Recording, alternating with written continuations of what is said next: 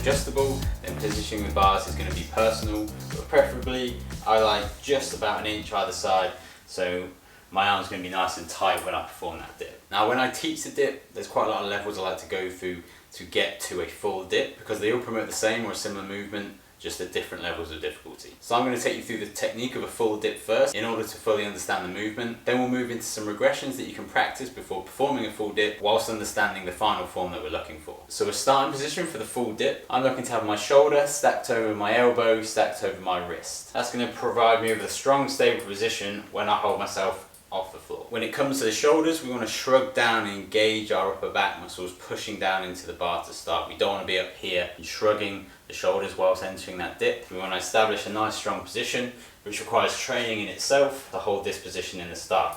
We don't want to be collapsed here because that's going to make it a lot harder to perform this movement. This part may be a stumbling block for you to perform a full dip already. So if you find you can't hold yourself up and instead your shoulders collapse, then use the regressions to progress before moving on to this, as well as performing some P-bar shrugs to build up that strength there. Once we've established that upper body position, we're just going to lift the feet off the floor and hang down. As you can see here, I'm also stacking my shoulders over my hips, over my knees. So I've got a nice straight line downwards. So my body's nice and in line. If it wasn't, I'd be a lot more unstable, which is just going to make the dip harder to perform. In terms of movement throughout the dip, you're probably going to have a personal preference too. So I'd start off with what just comes natural to you, but there are some variations when it comes to the bodily position and how upright or leaning forward you are. So when we're upright in this position here, it's going to be slightly more on the triceps than it is the chest. When we've got more of a lean forward here, it's going to be slightly more chest than it is the triceps. Regardless of what kind of upright position you're going for throughout the exercise, you still want to start the exercise in that strong, straight up position to make sure you've got a nice and stable start. When it comes to lowering yourself down, of course the elbow is going to come out the way of that stacked position here.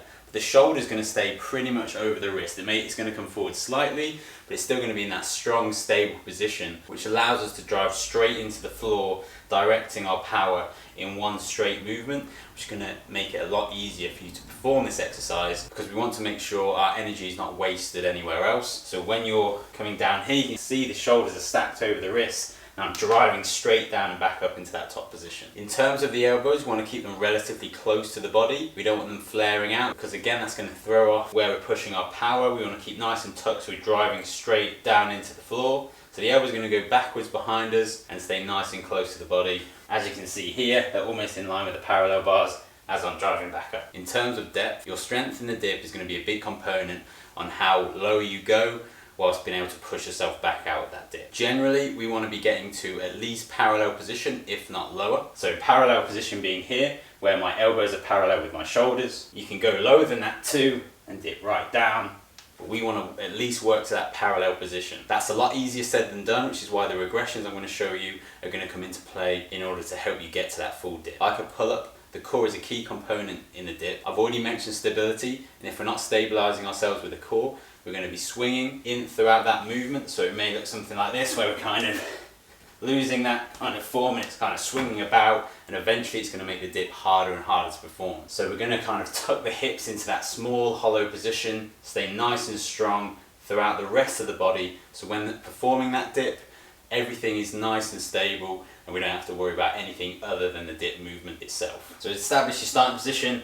engage that core, and then you're ready to go into those dips without having to worry about any swinging or sway. So when it comes to regressions, you may have seen people do dips on sofas and chairs and boxes. That's absolutely fine, but it doesn't really mimic the full dip position on dipping bars. I'm not saying don't use that as a technique, especially if you don't have this available to you, but the technique will differ there compared to being on some bars. So the regressions here I'm going to show you on the bars. Level 1, you're going to have your feet slightly out in front of you and on the floor. I'm going to have my hands next to my hips. I'm going to lower myself down with the legs, mimicking that upper body position and pushing up. With all these regressions, what you've got to imagine is cutting off the lower body and the upper body looking like you're performing a full dip. So especially on this level 1, it's easy to kind of get in the wrong position because our hips are doing too much and we're kind of lifting up here, or we're driving back here and kind of not getting the right motion because we're trying to compensate because of the weakness in the upper body. Try and avoid that as best you can by creating that up and down movement. I've got that stacked position that I mentioned earlier.